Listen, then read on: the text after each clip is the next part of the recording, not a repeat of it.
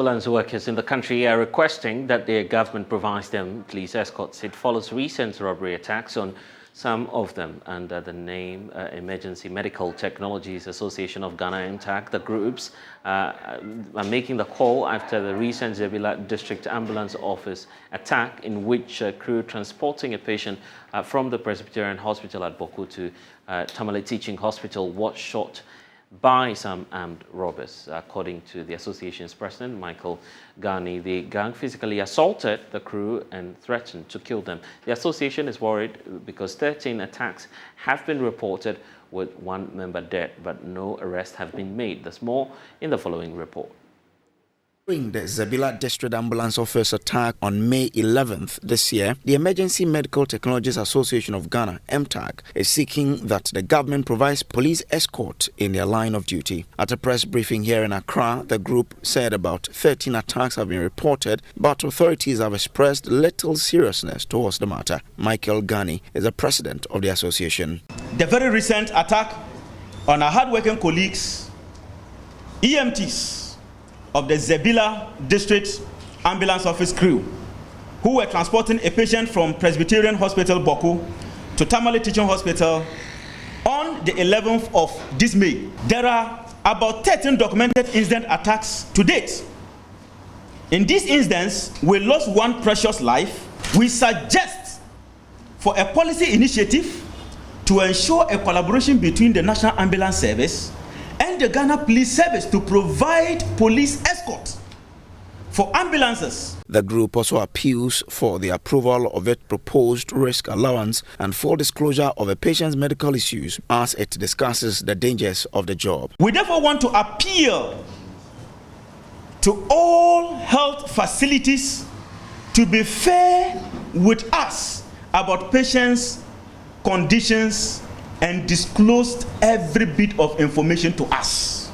The approval of the proposed risk allowance for EMT. Deputy General Secretary of the Health Services Workers Union, Patricia Cheneboa, called for investigations into the incident and for perpetrators to be brought to book. We are also, by this statement, calling on the government to investigate the matter to bring the culprits to book. Some workers also talked about the difficulties they face while trying to save lives.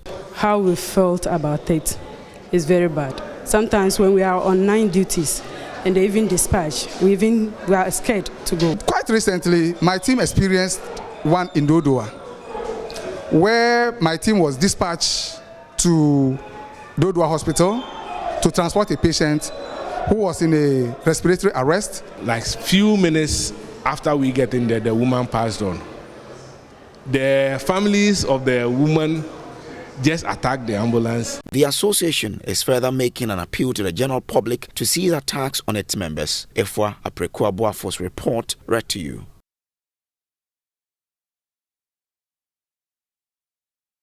Well, joining us now is Edward Kofi Agbamafle, and of course he is the principal advanced EMT, doubles as the Greater Accra Deputy Regional Chair of the group, and also Isaac Pambe is of course also a principal EMT, doubles as the Greater Accra Regional PRO.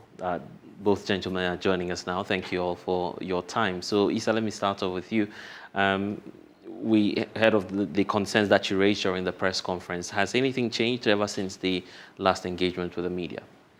Thank you very much, and thanks to your listeners and viewers. So far, nothing has changed, probably because that was held last, was it on Monday? Yes. So we are looking forward with the hopes that things will change, because we organized a press conference because we wanted a change. Right. Yes. But you raised some concerns about how increasingly your members are being attacked. How bad is the situation? It's very bad. We numbered about 13. That was the official ones, excluding the minor ones that happened within the villages. The major incidences we tabled was about 13, with the recent one being the Zebila ambulance attack. It's been very rampant. If you check on our records, within 2021 to 2022, you can see it's increasing. Yes, so in fact, it's a concern. Yeah, but I guess the question now is paint a picture to us. How crucial will the escorts, the use of escorts, change your situation? Because you're also making that claim about escorts. Yes, we are hopeful that if we should be giving the escort, as our president alluded to the other time, you realize that especially when we are responding to unstable environment, for instance, attending to victims of victims that are actually as a result of responding to issues with regards to unstable environment, for instance, armed robbery or armed robbers who have been shot and needed to respond to. Realize that when you have these escorts with us, at least to some extent, we know that to some extent, okay, we have, to some extent, we realize that our peace, our security of our members is assured. In that should their colleagues attack the vehicle, we know that the police is on the scene to respond to that with us. But are there any personal experiences that you've had? Yes, personally, you know, I started this work in the Upper West region. Right. So I quite recall we were responding to a call, and we had to travel all the way from Wa Regional Hospital to Kumasi, how do you call it, G. Yeah. And then somewhere in between, we were not actually attacked. I realized that the vehicles in front of us, all right, they stopped and some were reversing. And then we were informed that there was an armed robbery attack ahead.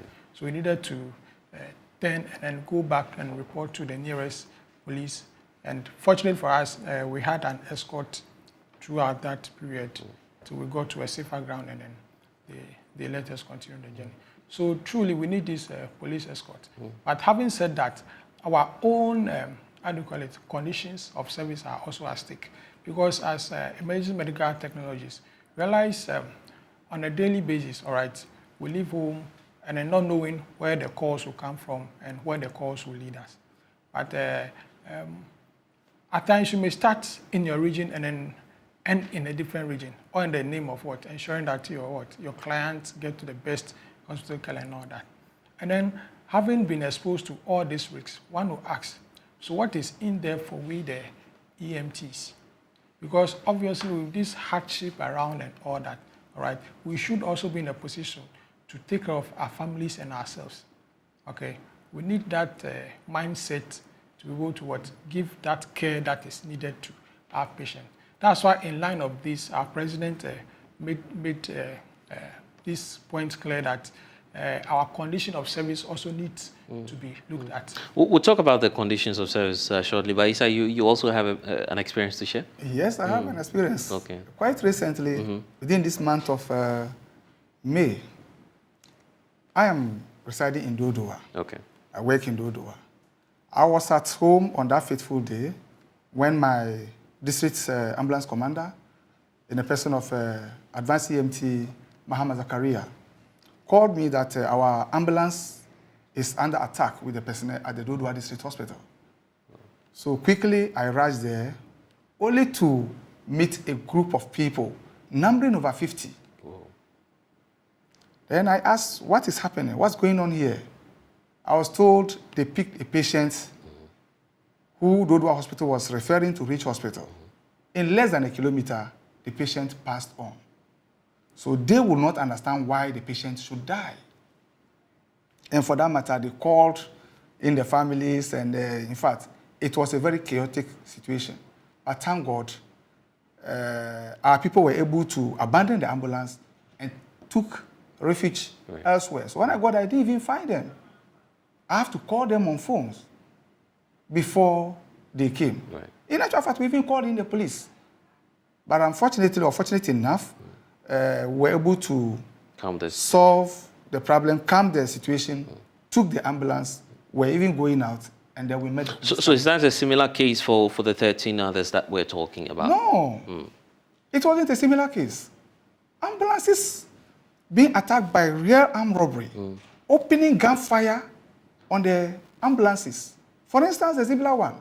If you go to see that ambulance now, there are bullets all over the ambulances. The Dambai ambulance was parked at the police headquarters here for a longer period with the bullets on the ambulances. So what we are talking of, somebody would sit somewhere and think we are joking. It is never a joke. Okay? When the first one happened, we didn't come out to the public. Right. We made a report, an official report to the police. Well, we don't know where it ended. The second one, the third one, till the 13th one. There we realized that, no, if we don't take measures, one day, like it happened in Somanya, the late Abraham Homeku Tete, it will happen again. And we might not even know who next will be dying. But is it just a coincidence? Some are arguing that perhaps your officers as well may be using the vehicles for something, I mean, some of the purposes that they are not supposed to be used for. We've seen videos, for instance, of some of your members transporting other items in the ambulance. So could it not be the case that some of your members are equally using the ambulances for a purpose that they are not supposed to use that for? Yes, right. I would like to state on the records that there has never been a situation whereby an ambulance was used by any of the personnel for any other purpose. But you've seen the videos. At least we have on record that the ambulance was used to carry some personal stuff belonging to someone. We've seen some circulating videos and footages on social media. You've seen that as well? Yes, but the reality is that the ambulance used for that purpose other than for patient care, all right? Realize that the personnel manning the ambulance at that time were not personnel of the National Ambulance Service. At that time, the vehicle had gone somewhere for servicing. And then probably the technicians there, in their own wisdom, thought of doing something with the vehicle. But that didn't occur with the EMTs on board. So in National Ambulance Service, before we man the vehicle, usually we have a central dispatch unit, which calls go through. And then they in turn relate to the nearest or available station. Then with the requisite personnel, we respond to the case and manage our patient until we get to the definite care. Yes, but I'm asking the question because could that not be the reason why you're not gaining the necessary recognition and respect from, and this should not just be the issue of the armed robbery attacks, but also some communities who are having challenges with the discharge of your duties and in the end attacking you, just like the Dodoa incident that we recorded. Thank you. Let me come in. I don't know if you're talking about a cement incident that happened. It's also part of it. That's also one of the footages that went viral. Other than that footage, personally, I don't have any footage with regards to ambulance transporting any other thing. And with the cement issue, like my senior man said, it wasn't personnel of the National Ambulance Service. And that was made clear to the states that those who did that, the car was taken to a shop and the mechanics there or whoever decided to use the ambulance for his own benefit other than the purpose of the ambulance. So that National Ambulance Service or the IT personnel cannot be blamed for that. You understand? Yeah. Putting that aside, like you said, the community. No, I have been in Dodoa for the past 12 years, and we've been serving Dodoa and its environs. They are watching. If I'm lying to say we have been so dedicated and we love our job. You do? Yes, we do. But you see, my argument is that probably the kind of education that needs to go to the communities, to the public has not gone down there. For instance, people still blend an ambulance with a hearse, which is very unfortunate. You understand? So the knowledge and purpose of the ambulance is not well known by the people, which I think it could be part of the challenge. But then beyond that as well, you're complaining about your conditions of service as well. Give us some explanations to the concerns that you raised during the press briefing. Condition of service for we the EMTs. Realize the single spine salary structure was brought in place to take care of a whole lot of anomalies. So realize, for instance, with the health sector, all right, we EMTs are part of the health sector. And you realize that although it's a single spine, that's supposed to ensure that each category is pegged at a level. Realize when it comes to we the EMTs, there are disparities. For instance, you look at, let's say I'm a principal advanced EMT, and then let's say I'm supposed to be at level A. And and then a different category of health personnel who is also at the principal level, all right, who's supposed to be at the same level with me. What is happening in reality is that they are ahead, although the same or similar qualification and experience and all that. I realize there are these disparities. So this is why we are calling on the CEO of Fair Wages and Salaries Commission, the minister, and then all stakeholders to help us. To do what exactly? Lay them out for us, your exact demand. To realign EMTs, all right, to realign us so that to be at par with our counterparts on the single spine salary structure. And then secondly also, you realize that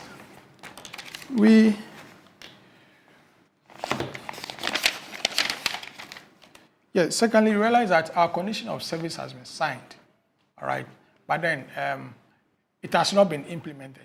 And then the reason being that when it comes to National Ambulance Service, we don't have any IGF, internally generated fund. And then per the MOU that was signed, the agencies are supposed to provide these allowances, which of course National Ambulance Service is not having. So what we are calling for is that we are pleading on the minister and then the government to resource National Ambulance Service so that they'll be in a position to provide us with these allowances, which has been agreed on paper in principle, but in reality, we EMTs are not enjoying. Right. For instance, we have our CPD allowance, continuous professional development allowance, which is not forthcoming, our 13th month allowance, which we should have received in December last year, as at now has not been paid. Right. And then it goes on and on, risk allowance. Okay. All right, and we need to go. These are your final words as well. Yes, thank you very briefly, as we wrap up. Talking about the risk allowance is very crucial to us. Okay. When you look at the environment in which the emergency medical technologists work, the rates of risk, I don't even know how we're going to calculate it on a genuine ground. Look at the confinement of the ambulance. Right. If I'm transporting a tuberculosis patient, I'm at a risk of getting infested with tuberculosis if I don't take the proper precaution. If I'm transporting an STD patient, I'm at that risk. Whatever patient that I'm transporting, I'm at that risk, at that confinement. Okay?